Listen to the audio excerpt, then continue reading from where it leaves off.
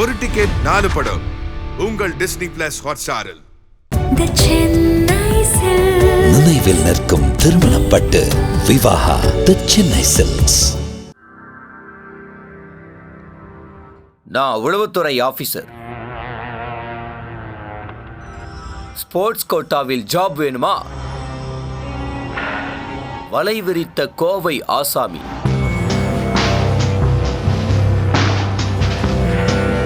வரிசையாக விழுந்த யங்ஸ்டர்ஸ்.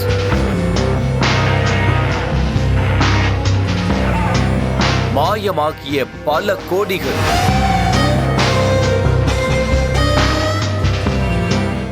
கோவை மாவட்டம் சூலூர் பகுதியைச் சேர்ந்தவர் பரத்குமார். இவருக்கு கடந்த சில ஆண்டுகளுக்கு முன்பு சென்னையைச் சேர்ந்த மகேஷ் என்பவர் அறிமுகமாகியுள்ளார். மகேஷ் சென்னையில் உள்ள ஒரு தனியார் கல்லூரியில் ஸ்போர்ட்ஸ் கோட்டாவில் படித்தவர். அப்போது விளையாட்டுப் போட்டிகளில் தொடர்புடைய ஏராளமானவர்கள் அவருக்கு நண்பர்களாகியுள்ளனர். அவ்வாறு அறிமுகமானவரே கோவை பரத்குமார். இதற்கிடையில் ஸ்போர்ட்ஸ் கோட்டாவில் படித்துக் கொண்டிருந்த மாணவர்களிடத்தில் நான் கோவையில் உள்ள சூலூர் விமானப்படை தளத்தில் உளவுத்துறை அதிகாரியாக பணிபுரிவதாக அறிமுகம் செய்து கொண்ட பரத்குமார் எல்லோரிடமும் நெருங்கி பழகியுள்ளார். இவ்வாறு பழகி வந்தவர் சில மாதங்களுக்கு பிறகு ஸ்போர்ட்ஸ் கோட்டாவின்படி இந்திய விமானப்படையில் தன்னால் விளையாட்டு வீரர்களுக்கு வேலை வாங்கி கொடுக்க முடியும் என ஆசை வார்த்தைகளை அள்ளி வீசியிருக்கிறார். அது மட்டுமல்லாமல் முன்னாள் அமைச்சர் SP வேலுமணியின் உறவினர் எனவும் கூறியிருக்கிறார். அது மட்டுமல்லாமல் விமானப்படை மேஜர் பெயரில் போலியாக இமெயில் ID ஒன்றை உருவாக்கி அதிலிருந்து விளையாட்டு வீரர்கள் பலருக்கும் வேலை வாய்ப்பு இருப்பது போல் தனக்குத்தானே மெயில் அனுப்பியுள்ளார். இது தொடர்பான மின்னஞ்சல்களை விளையாட்டு வீரர்களிடம் காண்பித்துள்ளார். இதை பார்த்ததும் படித்து முடித்தவுடன் எப்படியாவது வேலைக்கு சென்றுவிட வேண்டும் என ஆசைப்பட்ட பலரும் பரத்குமாரிடம் சென்று போட்டி போட்டு கொண்டு தனக்கு அந்த வேலையை வாங்கி கொடுக்க வேண்டும் என கோரிக்கை வைத்துள்ளனர். அதன்படி கண்டிப்பாக வேலைக்கு ஏற்பாடு செய்கிறேன் என கூறி ஒவ்வொரு நபர்களிடத்திலும் சுமார் 15 லட்சத்திலிருந்து 30 லட்சம் வரை பணம் பெற்றிருக்கிறார்.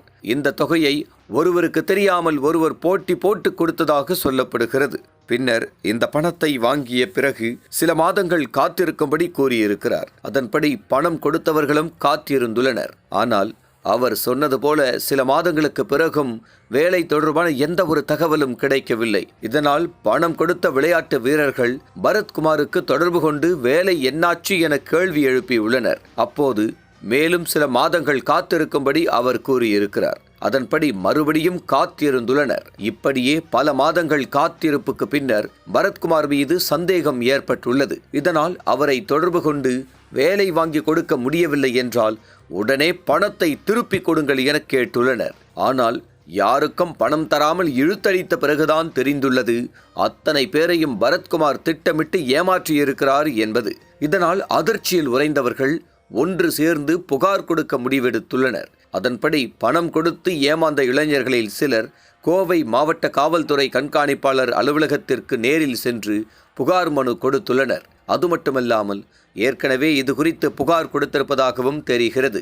இந்த புகாரின் அடிப்படையில் பணம் மோசடி செய்த பரத்குமாரை நேரில் வரவழைத்து போலீசார் விசாரணை மேற்கொண்டுள்ளனர். விசாரணையில் பரத்குமார் கடந்த 2021ஆம் ஆண்டு கோவையைச் சேர்ந்த சங்கர் என்ற நபரிடம் விமானப்படை கேண்டீனில் மிக குறைந்த விலைக்கு கார் மற்றும் வீட்டு உபயோகப் பொருட்கள் வாங்கி கொடுப்பதாக பல கோடி ரூபாய் மோசடி செய்திருப்பதும், இது தொடர்பாக கருமத்தம்பட்டி காவல் நிலையத்தில் வழக்கு பதிவு செய்யப்பட்டு அந்த வழக்கு நிலுவையில் இருப்பதும் தெரிய வந்துள்ளது. மேலும் அந்த வழக்கில் பரத்குமார் முன்ஜாமீன் பெற்றிருப்பதும் தெரிய வந்துள்ளது. அது மட்டுமல்லாமல் கிரிமினல் வழக்கு நிலுவையில் இருக்கும் போதே கருமத்தம்பட்டி காவல் நிலையத்தின் மூலமாக பரத்குமார் பாஸ்போர்ட் விண்ணப்பித்து பெற்றிருப்பதும் தெரிய வந்துள்ளது. இதனால் அதிர்ச்சியான போலீஸ் மேலும் பரத்குமாரிடம் பணம் கொடுத்து ஏமாந்தவர்களின் பட்டியலை தயார் செய்து வருகின்றனர். இதனால் இந்த வழக்கில் பல மர்மங்கள் தெரிய வரும் என எதிர்பார்க்கப்படுகிறது. வணக்கம் சார், என் பேர் ஹரிகிருஷ்ணன். நான் சென்னையிலேருந்து வரேன். பரத்குமார் குருசாமி அப்படின்னு சொல்லிட்டு என்னோடய ஃப்ரெண்டு. அவர் இங்கே கோயம்புத்தூர் மயிலம்பட்டியில் இருக்கார். அவர் எங்ககிட்ட எப்படி இன்ட்ரடியூஸ் ஆனார்னாக்கா, எங்களுக்கு நாங்கள் பால் பேட்மிண்டன் மூலியமாக நாங்கள் பழக்கம். நான் SRM காலேஜில் ஸ்போர்ட்ஸ் கோட்டாவில் நான் படித்தேன். அவர் கிரசன்ட் யூனிவர்சிட்டியில் படித்தார். அது மூலியமாக பழக்கம் ஏற்பட்டு 2019 வந்து என்னை அப்ரோச் பண்ணுறாரு. என்னன்னாக்கா இந்தியன் ஏர்ஃபோர்ஸில் வந்து இன்டெலிஜென்ஸ் டீமில் வந்து ஒர்க் பண்ணுறதாகவும் ஸ்போர்ட்ஸ் கோட்டாவில் வந்து ப்ராசஸ் பண்ணுறதாகவும் வந்து அப்ரோச் பண்ணுறாரு. ஸோ இது வந்து இப்படி தான் ட்ராப் ஆரம்பிக்குது. இதுக்கப்புறமா அதோட லூப்பில் என்னன்னாக்கா அதே கேன்டீனில் வந்து கார் வந்து 30% ப்ராசஸ் பண்ணுறதா ஒரு 10 டோக்கன் இருக்குது, சேல்ஸ் பண்ணி கொடுக்கணும்னு சொல்கிறாரு. ஸோ இதில் வந்து நான் என் ஃப்ரெண்ட்ஸை வந்து இன்ட்ரோ பண்ணுறேன். கார்லேயும் வந்து என்னோடய ஃப்ரெண்ட்ஸ் அண்ட் ரிலேட்டிவ்ஸை இன்ட்ரோ பண்ணி ஓவராலாக வந்து ஒரு 40 பேர்கிட்ட பாதிக்கப்பட்டிருக்கோம். ஓவரால் அமௌண்ட்டு மோர் தென் 6 crores. ஸோ இது எல்லாமே வந்து ஆன்லைன் டிரான்சாக்ஷனில் தான் பண்ணியிருக்கோம். எல்லா விதமான ப்ரூஃப்மே வந்து எங்ககிட்ட இருக்குது.